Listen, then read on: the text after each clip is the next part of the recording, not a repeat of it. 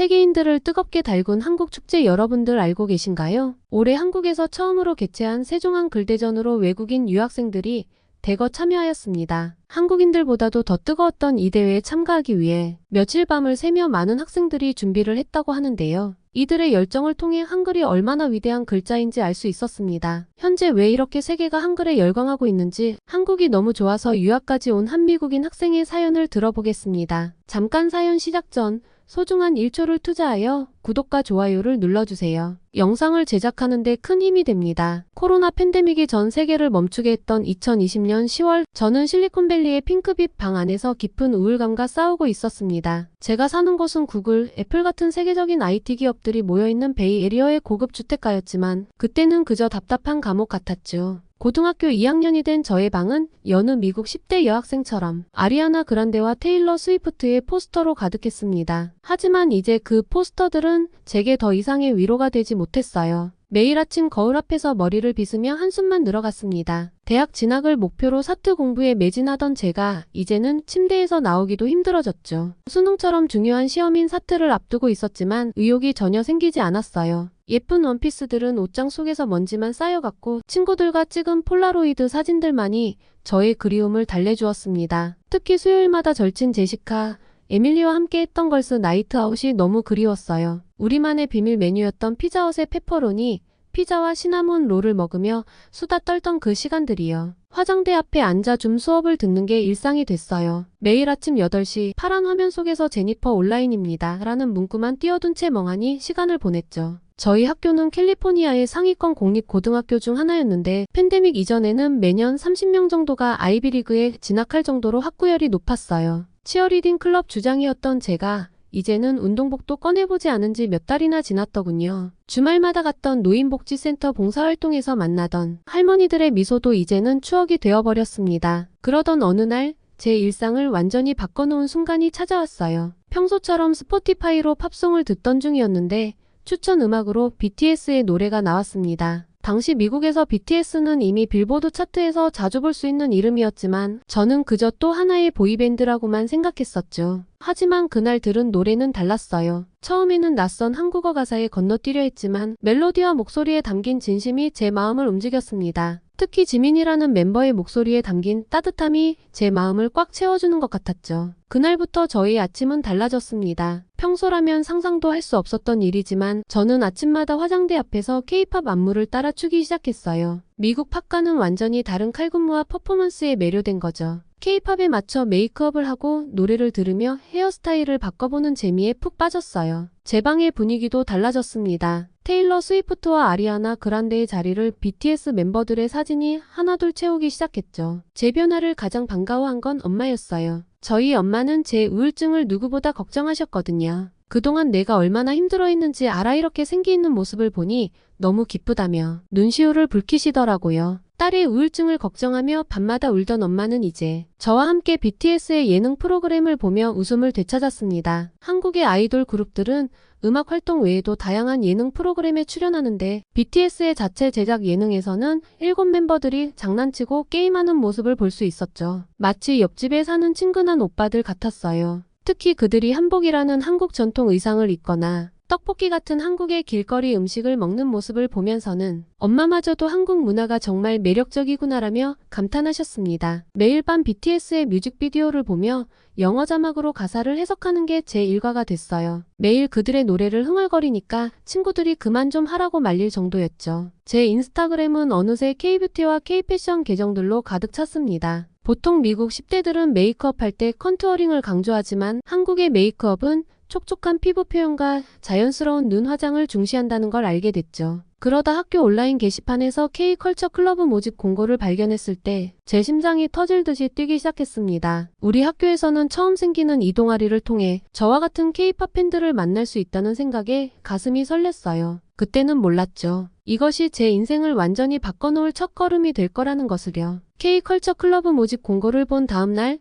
첫 온라인 미팅이 열렸습니다. 150명이 넘는 학생들이 줌에 접속해 있는 걸 보고 저는 깜짝 놀랐어요. 우리 학교 동아리 중 이렇게 많은 지원자가 몰린 건 처음이었거든요. 더 놀라웠던 건 지원자들의 다양성이었습니다. 학생회장인 브라이언부터 축구부 에이스 마이클, 수학경시대의 우승자 에밀리까지 전혀 예상하지 못했던 친구들이 모여 있었어요. K-팝은 이미 우리 학교에서 하나의 새로운 문화가 되어 있었던 거죠. 특히 저희 학교 오케스트라의 첼리스트였던 에바의 변화는 정말 인상적이었습니다. 에바는 평범한 미국 고등학생이었지만 클래식 음악에 대한 열정만큼은 남달랐어요. 어릴 때부터 첼로를 배워왔고 방과 후엔 늘 연습실에서 시간을 보내던 친구였죠. 처음 에바가 한국문화클럽에 가입한다고 했을 때 모두가 의아해했어요. 하지만 그녀의 이야기를 들어보니 이해가 갔습니다. 방탄소년단의 블랙스완 오케스트라 버전을 듣고 충격을 받았어. 현대 대중음악이 클래식과 만나 이런 예술성을 만들어낼 수 있다니. 에바는 이제 학교 오케스트라 공연에서 K-팝 편곡 버전을 연주하자고 제안했고 실제로 학교 축제에서 다른 오케스트라 멤버들과 함께 K-팝 메들리를 선보였어요. 선생님들과 학생들의 기립박수를 받았죠. 에바의 아버지는 베이에리어 심포니 오케스트라의 바이올리니스트셨는데 처음에는 딸이 대중음악에 관심을 갖는 것을 못마땅해 하셨대요. 하지만 학교 축제 공연을 보고 생각이 바뀌셨다고 합니다. 클래식의 진정한 가치는 시대와 소통하는 것에 있다는 걸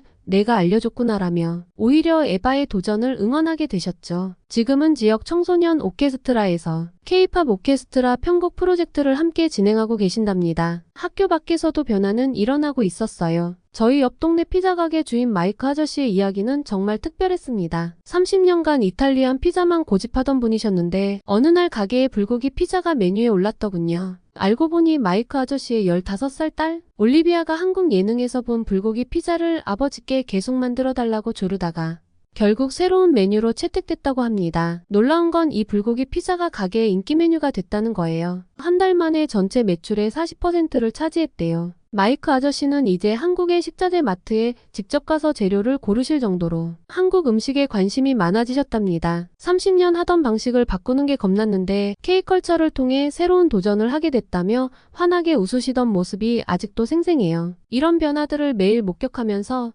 저는 점점 더 깊은 호기심이 생겼습니다. K-팝은 단순한 음악이 아닌 우리의 일상과 문화까지 바꾸는 힘이 있었어요. 에바의 첼로 연주에서부터 우리 학교의 작은 변화들까지 모든 것이 새로워지고 있었죠. 그런데 이 모든 변화의 시작점을 거슬러 올라가 보면 항상 한국어가 있었습니다. 에바가 BTS의 오케스트라 버전에 매료된 것도 한국어 가사가 주는 독특한 리듬감 때문이었고 한국 문화 클럽 친구들도 매주 새로운 한국어 단어들을 외우며 그 의미를 공유하고 있었어요. 특히 영어로 번역된 가사를 읽을 때와 원어 그대로 들을 때의 느낌이 이렇게나 다르다는 게 놀라웠습니다. 영어 자막만으로는 도저히 이해할 수 없는 그들만의 표현 방식, 감정을 섬세하게 담아내는 은유적인 가사들. 이제는 진짜 한국어를 배워보고 싶다는 생각이 간절해졌습니다. 한국어를 배우기로 마음먹은 그날 밤부터 저는 유튜브에서 한글 강의를 찾아보기 시작했습니다. 처음 본 한글은 마치 어떤 신비로운 그림 문자 같았어요. 중국어의 한자처럼 복잡하지 않으면서도 알파벳과는 전혀 다른 형태의 문자였죠. 이응, 니은, 미음 같은 단순한 모양들이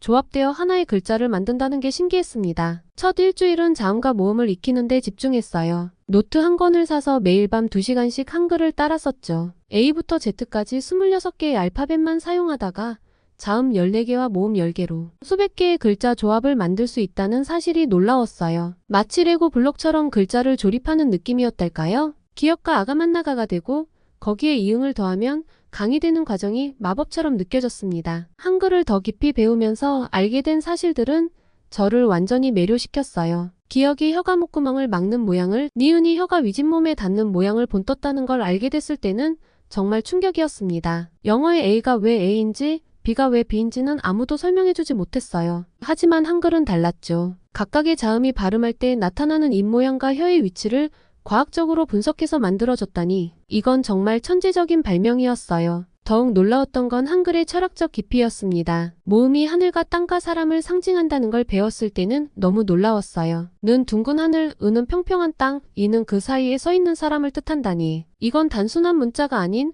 우주의 원리를 담은 예술 작품이었습니다. 서양의 문자들이 그저 소리를 표현하는 기호라면 한글은 우주관과 철학까지 담고 있었어요. 한국 문화 클럽에서 만난 한국계 친구 제시카는 제가 한글을 배우는 걸 보고 카카오톡 아이디를 만들어 주었습니다. 처음으로 한글로 안녕하세요라고 보냈을 때의 그 설렘이란 키보드 자판을 누르는데 5분이나 걸렸지만 그 순간만큼은 마치 제가 한국인이 된 것 같은 특별한 기분이었어요. 한국 드라마에서 보던 그 문자들로 실제 대화를 나누고 있다는 게 믿기지 않았습니다. 가장 감동적이었던 건 한글이 만들어진 이유였어요. 1446년 그 시대의 백성들을 위해 누구나 쉽게 배울 수 있는 글자를 만들겠다는 세종대왕의 마음이 가슴 깊이 와닿았습니다. 당시 유럽은 물론 전 세계 어디에서도 찾아볼 수 없었던 혁신적이고 획기적인 생각이었죠. 문자를 배우는 것이 특권층의 전유물이던 시대에 모든 백성들이 쉽게 읽고 쓸 수 있는 글자를 만든다는 발상 자체가 놀라웠습니다. 어느새 제 책상은 한글 공부 노트들로 가득 찼고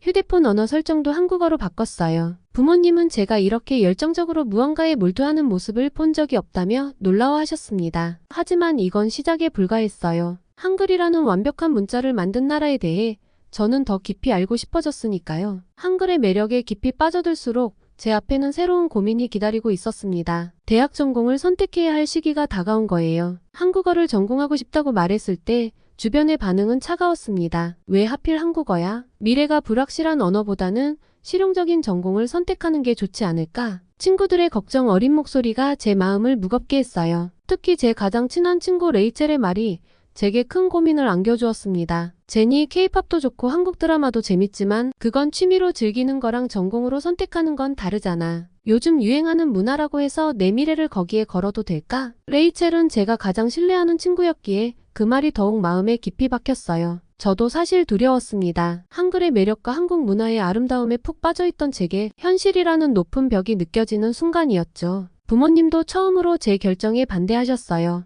평소 제 선택을 존중해 주시던 분들이었기에 더욱 마음이 아팠습니다. 매일 밤 한글을 쓰며 느꼈던 설렘과 기쁨이 순간 제 불안한 미래 앞에서 흔들리는 것만 같았어요. 하지만 세상은 빠르게 변하고 있었어요. 제가 들고 있던 스마트폰도 삼성 갤럭시였고 집에 있는 TV도 LG 제품이었습니다. 실리콘밸리의 거리를 걷다 보면 현대자동차가 늘어난 것을 볼 수 있었고 SK하이닉스의 반도체는 이미 세계 시장을 주도하고 있었죠. 우리 가족이 매일 저녁 넷플릭스로 시청하는 드라마도 대부분 한국 작품이었어요. 더욱 놀라웠던 건 K-팝의 영향력이었습니다. BTS와 블랙핑크는 이제 미국 빌보드 차트에서 늘 상위권을 차지했고 기생충과 오징어 게임은 전 세계인의 대화 주제가 되었어요. 전 세계 엔터테인먼트 시장에서 한국은 이미 새로운 강자로 자리 잡고 있었습니다. 결정적인 계기는 실리콘밸리 한인 개발자 모임에서 찾아왔어요. 한국 문화 클럽 활동을 하며 알게 된 한국계 선배의 소개로 참석한 자리였죠. 그곳에서 만난 구글, 애플, 메타의 한인 개발자들은 한국의 미래 가치를 확신하고 있었습니다. AI 기술, 메타버스, 반도체 산업에서 한국이 선도적인 역할을 하고 있다는 사실을 알게 됐어요. 특히 인상적이었던 건 페이스북의 한인 개발자 제니퍼 킴의 조언이었습니다. 실리콘밸리의 많은 기업들이 한국의 기술력을 주목하고 있어요. 한국어 실력은 앞으로 더 큰 경쟁력이 될 거예요. 그녀의 말처럼 회사 내 한국 지사와의 협업이 늘어나면서 한국어 구사 능력이 중요한 스킬로 부각되고 있었죠. 이제 저는 확신할 수 있었어요. 제가 선택한 길이 결코 틀리지 않았다는 것을요. 한글을 배우며 느낀 감동, 한국 문화에 매료된 전 세계인들의 반응, 그리고 실리콘밸리에서 목격한 한국의 영향력까지. 이 모든 것들이 제 선택에 확신을 주었습니다. 이제 남은 건 부모님을 설득하는 일뿐이었죠. 부모님을 설득하기 위해 밤새워 준비한 프레젠테이션에는 제 모든 열정을 담았습니다. 통계 자료와 뉴스 기사들로 가득한 30장의 파워포인트를 보시면서도 부모님은 여전히 걱정스러운 표정이었어요. 하지만 마지막 장의 제 진심 어린 편지를 보시고는 그날 밤 부모님은 처음으로 제 한국행을 진지하게 고민하기 시작하셨어요. 토픽 상급 시험을 준비하는 석 달은 제 인생에서 가장 치열한 시간이었습니다. 매일 새벽 6시에 일어나 단어를 외웠고 유튜브로 한국 뉴스를 보며 듣기 연습을 했어요. 시험장에서 만난 다른 수험생들도 저와 비슷한 꿈을 가지고 있었습니다. 그들의 이야기를 들으며 제가 혼자가 아니라는 사실에 큰 위로를 받았죠. 서울대 어학당 입학이 확정되고 한국행 비행기에 올랐을 때의 기분은 정말 특별했습니다. 기내에서 본 한국 영화가 자막 없이도 조금씩 이해되기 시작했다는 걸 깨달았을 때 그동안의 노력이 헛되지 않았다는 생각에 기뻤죠. 그렇게 저는 드디어 고대하던 한국으로 갈 수 있었습니다. 설레는 마음으로 한국행에 올랐죠. 도착한 한국의 풍경은 낯설면서도 평소 한국에 대해서 많이 찾아봐서 그런지 익숙하기도 했어요. 한국어 수업을 열심히 들으며 하루하루를 보내고 있었죠. 한국 생활 일주일 차 수업을 마치고 지친 발걸음으로 기숙사로 돌아가는 길이었습니다. 갑자기 맡은 매콤한 냄새에 발길이 멈췄어요. 행복 분식이란 작은 간판이 걸린 가게 앞이었죠. 처음 들어간 그날 저는 한국의 정이 무엇인지 알게 되었습니다. 어서 오세요. 하얀 앞치마를 두르신 아주머니의 환한 미소가 저를 맞이했어요. 한국어 교재에서 외운 대로 떡볶이 하나요라고 말씀드렸는데 제 서툰 발음을 듣고 아주머니는 금세 외국인임을 알아채셨나 봅니다. 혹시 매운 거 잘 먹니? 많이 매우니까 조금만 맵게 해줄게. 아주머니의 따뜻한 목소리에 긴장이 풀렸어요. 그날 이후로 매일 들르는 단골이 되었습니다. 우리 제니 왔구나 하고 반겨주시는 아주머니의 말씀에 하루의 피로가 싹 사라졌어요. 시험이 있다고 말씀드리면 힘내라며 튀김을 서비스로 더 주시고 가끔은 우리 애들도 좋아하는 거라며 직접 담그신 김치도 챙겨주셨습니다. 특히 잊을 수 없는 건 그날의 갑작스러운 소나기였어요. 수업이 끝나고 분식집에 들렀다가 나왔는데 하늘에서 비가 쏟아졌습니다. 우산도 없이 발만 동동 구르고 있을 때였죠. 문득 뒤에서 제니야 하는 소리가 들렸어요. 아주머니가 가게 안쪽에서 우산을 들고 나오시더니 이거 가져가 이따가 돌려줘도 돼 하고 건네주셨습니다. 그 우산을 받는 순간 미국에 계신 엄마가 떠올라 눈물이 났어요. 먼 타국에서 엄마처럼 항상 돌봐주시는 아주머니의 모습에 큰 감동을 받았죠. 이런 게 바로 한국의 정이구나 생각하며 한국을 더 좋아하게 되었어요. 새로운 인연은 또 예상치 못한 곳에서 찾아왔습니다. 기숙사 근처 편의점에서 늦은 밤 컵라면을 끓여 먹으며 한국어 숙제를 하고 있을 때였어요. 아 뜨거워. 라면 국물을 쏟을 뻔한 제게 누군가 휴지를 건네주었습니다. 카운터에서 아르바이트를 하던 민지였어요. 그날 민지는 제 한국어 숙제를 잠깐 봐주며 친절하게 설명해 주었습니다. 여유와 비읍니다. 차이를 헷갈려하는 제게 실생활에서 쓰이는 예문들로 쉽게 설명해 주었어요. 민지의 설명은 교과서보다 훨씬 이해하기 쉬웠습니다. 제 알바가 12시에 끝나는데 시간 되면 근처 카페에서 같이 공부할래요? 민지의 제안에 저는 망설임 없이 고개를 끄덕였어요. 그날 밤 우리는 24시간 카페에서 서로의 꿈과 고민을 나누었습니다. 민지는 영어 공부에 열심인 대학생이었고 저는 한국어를 배우는 유학생이었죠. 서로가 필요한 것을 가르쳐주기로 약속했어요. 그렇게 저희의 심야 스터디가 시작되었습니다. 민지의 알바가 끝나는 12시부터 새벽 2시까지 따뜻한 카페라떼와 함께하는 공부 시간은 제 하루 중 가장 기다려지는 순간이 되었어요. 한국어를 가르쳐주는 대신 제가 영어를 알려주기로 했는데 오히려 제가 더 많이 배우는 것 같았습니다. 민지는 교과서에는 나오지 않는 실제 대학생들의 대화나 은어, 약자들을 알려주었고 심지어 대학 과제까지 도와주었어요. 어느 날 민지가 제 발음이 많이 좋아졌다며 노래방에 가자고 했습니다. 처음에는 망설였지만 함께 케이팝을 부르며 발음을 교정받았어요. 부끄러워하는 제게 외국인 발음이 매력적이야 걱정하지 말라며 용기를 주던 민지의 말에 더욱 자신감이 생겼습니다. 이제 한국은 제게 단순한 유학 국가가 아닌 제2의 고향이 되어가고 있었어요. 분식집 아주머니의 따뜻한 정, 민지와의 소중한 우정, 그리고 매일 마주치는 친절한 시민들. 모든 순간이 저를 성장시켰습니다. 그러던 어느 날 학교 게시판에서 제1회 세종한 글대전 공고를 보게 되었어요. 민지에게 제일 먼저 보여주었더니 그 자리에서 바로 참가 신청서를 써보자며 제 손을 잡아 끌었습니다. 분식집 아주머니도 우리 제니가 대회에 나간다고? 하시며 든든하게 응원해 주셨어요. 이제 저는 더 이상 혼자가 아니었습니다. 민지와 함께 대회 신청서를 작성하던 날부터 제 일상은 완전히 바뀌었습니다. 처음에는 단순한 호기심으로 시작했지만 신청서를 작성하면서 제 마음이 두근거리기 시작했어요. 마치 제 인생의 새로운 모험이 시작되는 것 같았습니다. 다음날 한국어 수업에서 용기를 내어 선생님께 대회 이야기를 꺼냈더니 선생님께서는 환한 미소와 함께 방과 후 특별 지도를 제안하셨어요. 제니의 한국어 실력이면 충분히 해볼 만해요. 함께 준비해봐요. 선생님께서 먼저 도와주신다고 하셔서 너무 감사했어요. 이렇게 시작된 아침 스터디는 제게 매일이 새로운 발견의 연속이었어요. 매일 아침 7시, 아직 해가 뜨지 않은 도서관에서 한글과 마주하는 시간은 특별했습니다. 사투리부터 한자어까지 처음 접하는 내용들이 마치 보물을 찾는 것처럼 재미있었어요. 특히 부산 사투리를 배울 때는 민지가 한국 친구들을 불러와 직접 대화하는 것을 들려주었는데 각 지역의 특색 있는 말투가 한국어의 매력을 더해주었습니다. 한글이 이렇게 다양한 표정을 가질 수 있다는 사실이 신기했어요. 대회 2주 전부터는 본격적인 발표 연습이 시작되었습니다. K-팝을 정의하라는 주제를 받았을 때 제 머릿속은 수많은 아이디어로 가득 찼어요. BTS를 통해 한글을 알게 된 제 이야기부터 K-팝이 전 세계에 미친 영향까지 하나하나 정리해 나갔습니다. 매일 밤 분식집에서 아주머니께 발표 연습을 들려드렸더니 우리나라를 이렇게 사랑해주다니 고맙다며 웃어주셨어요. 민지는 발음 교정을 도와주며 이런 진심이 전해지면 충분해라고 격려해 주었습니다. 대회 당일 정부 세종 컨벤션 센터는 축제 분위기로 가득했어요. 24개국에서 온 105명의 참가자들은 저마다 다른 억양으로 한국어를 말했지만 한글을 사랑하는 마음만큼은 모두 같았습니다. 대기실에서는 각자의 한국어 학습 비법을 공유하며 금세 친구가 되었어요. 태국에서 온 친구는 한국 예능으로 한글을 배웠다고 했고, 브라질 친구는 매일 한국 뉴스를 보며 공부했다고 했습니다. 긴장된 마음도 잠시 이곳에 모인 모든 사람들과 따뜻한 유대감을 느낄 수 있었어요. 드디어 제 발표 순서가 되었습니다. 무대로 올라가는 순간 심장이 크게 뛰었지만 이상하게도 두렵지는 않았어요. 오히려 제가 느낀 한글의 매력을 전하고 싶다는 생각에 설렘이 가득했습니다. BTS를 통해 한글을 알게 된 저의 이야기부터 한글의 과학적 원리와 아름다움을 발견하게 된 과정까지 준비한 내용을 차분히 전달했어요. 청중들의 눈빛이 달라지는 걸 느낄 수 있었고, 특히 심사위원들이 고개를 끄덕이며 경청해 주실 때마다 더욱 자신감이 생겼습니다. 질문 시간에는 미국인의 관점에서 바라본 한글의 특별함에 대해 이야기했어요. 영어와는 전혀 다른 문자 체계지만 오히려 그래서 더욱 매력적으로 다가왔다는 제 진심이 전해졌나 봅니다. 발표를 마치고 내려오는 순간 객석에서 큰 박수 소리가 들렸어요. 발표를 마친 후 대기실로 돌아오니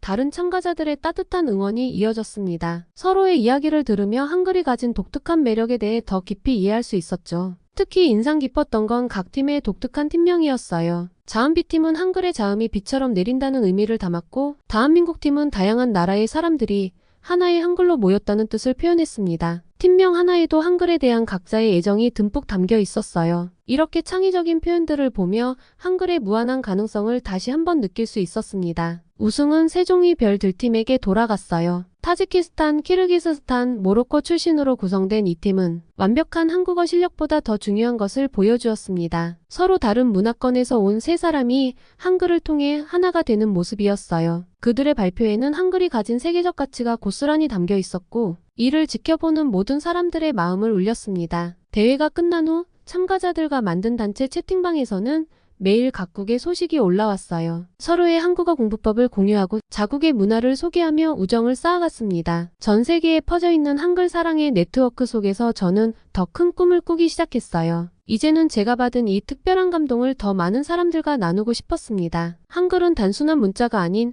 세계인을 하나로 잇는 다리였으니까요. 제가 경험한 한글의 아름다움을 전 세계 사람들과 공유하고 싶었습니다. 세종한글대전 이후 토픽 6급 시험 준비를 시작했는데 도서관에서 뜻밖의 인연들을 만났습니다. 매일 아침 일찍 도서관 구석자리를 차지하고 공부하던 중 옆자리에서 한국어 문제집을 풀던 프랑스인 마리와 독일인 안나를 알게 되었어요. 각자의 모국어로는 전혀 대화가 통하지 않았지만 서툰 한국어로 나누는 대화가 오히려 더 재미있었습니다. 우리는 매주 화요일과 목요일에 모여 시험 스터디를 하기로 했어요. 마리는 프랑스어와 비슷한 한국어 발음을, 안나는 독일어와 비슷한 한국어 문법을 알려주었고, 저는 영어와 비슷한 한국어 표현들을 공유했습니다. 한 달 후 우리의 스터디는 더욱 특별해졌어요. 서로의 언어로 한국어를 설명하다 보니 더 깊이 있게 이해할 수 있었고, 각자의 실수를 통해 웃으며 배우는 시간이 되었습니다. 특히 한국 문화를 이해하는 방식이 나라마다 달라서 토론이 더욱 재미있었어요. 시험 준비는 물론 한국에서의 생활 노하우까지 공유하며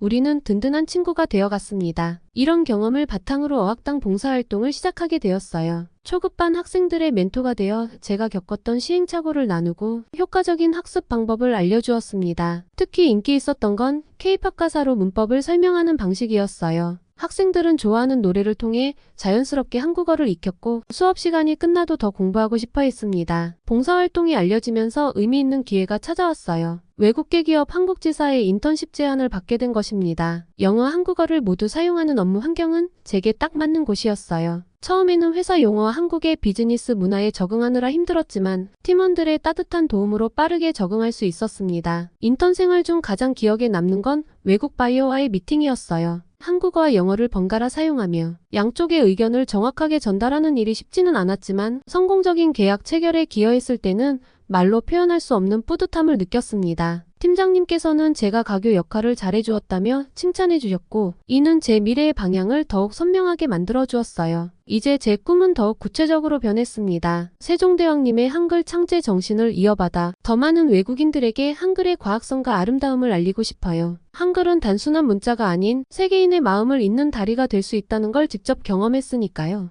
매일 아침 한글로 일기를 쓰고 한국어로 생각하게 된 지금 저는 제 선택이 옳았음을 다시 한번 확신합니다. 오늘은 사연은 여기까지입니다. 이번 사연을 통해 세계적인 한글의 인기와 관심에 대해서 알 수 있었습니다. 해가 지날수록 한글과 한국어를 배우려는 외국인들이 늘고 있다고 합니다. 우리 한글을 사랑해주는 사람들이 많아지고 있다니 뿌듯하고 자랑스럽네요. 오늘 영상이 마음에 드셨다면 구독과 좋아요, 알림 설정 부탁드립니다. 더 다양한 사연이 궁금하시다면 위 영상과 구독을 눌러주세요. 감동쿠키 해외 감동사연 재생 목록을 통해 더 많은 사연을 보실 수 있습니다. 언제 어디서나 심심하거나 생각날 때 감동쿠키를 꺼내보세요. 다음에는 더 좋은 사연으로 찾아뵙겠습니다. 지금까지 시청해주셔서 감사합니다.